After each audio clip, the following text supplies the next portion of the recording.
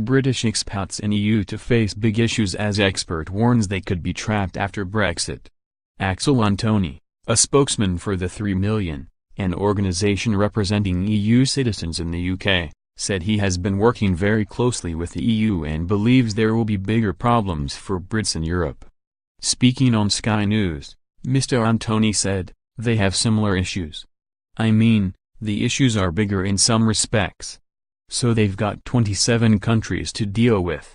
Sky News' Adam Balton asked, "So, the EU is just as bad as the British government?" He responded and said, "Well, it's not the EU. The British government says we are going to register you in one form or another and they haven't given us much detail, hence the 150 questions. The British in Europe have to eat with 27 governments and say how are you going to do that? Some of them are very open or very clear about it and some of them aren't so far advanced. So this is not an EU matter. This is a national bilateral matter.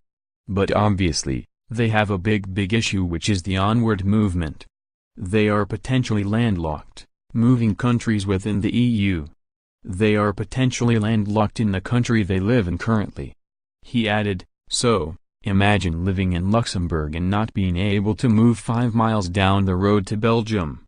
Liz Barrett, an immigration lawyer at Bindmans in London, also told Bloomberg, "A UK citizen living in France isn't going to have the right to move to Italy under European law once the UK leaves." So far, the current agreement on expat rights protects Brits in EU countries where they live and work in before Brexit. But it would restrict freedom of movement around the bloc after leaving.